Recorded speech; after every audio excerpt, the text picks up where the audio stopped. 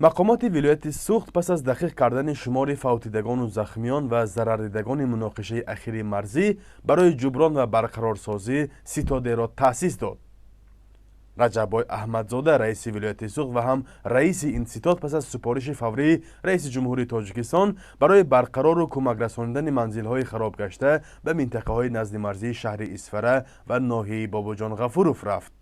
дар ин ҳангом ба таври расмӣ шумораи ҳалокшудагон ва захмиёни тоҷикро эълон кард. 19 нафар аз ҳамин дар вақти ҳамин сархӯрди ҷанги байни ҷумҳурии ҳамсояи Тоҷикистон фавтиданд. Садҳо нафар имрӯз захмдор шуданд. имрӯз давлат ҳукумат ҳаст, дастгирӣ мекунад. роҳбари давлат хонаҳое ки имрӯз дар вақти ҷанг вайрон шуда буданд сӯзонданд. мо як моҳ ҳозир ҳамаша бархамон. мақомоти тоҷикистон то ин дам шумораи захмиёну қурбониёнро эълон накарда буданд. рӯйхати 10 сокини кушташудаи Исфара рӯзи 5 май ва замоне нашр шуд ки ҳукумати вилояти суғд эълон кард ба оилаи онҳо дар умум 700 000 сомонӣ ёрӣ карданд.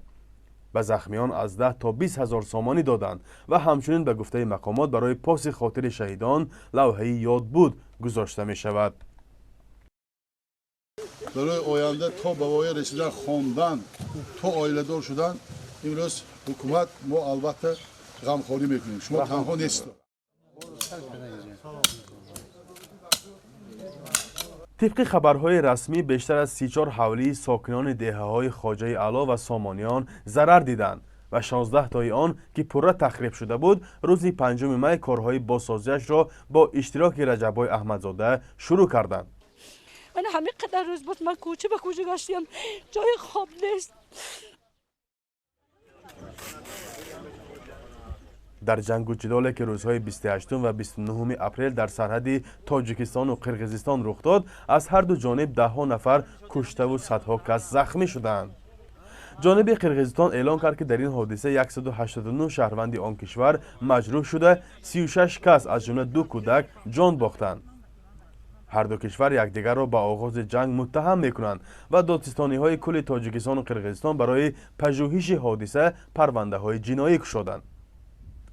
Тоҷикистону Қирғизистон 970 километр марз доранд ва аз ин ҳисоб танҳо 519 километри он муайян ва аломатгузорӣ шудааст.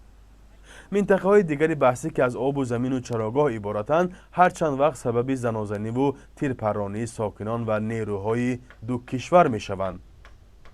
фарзон муҳаммадӣ, Радиои Озодӣ, шаҳри Исфара.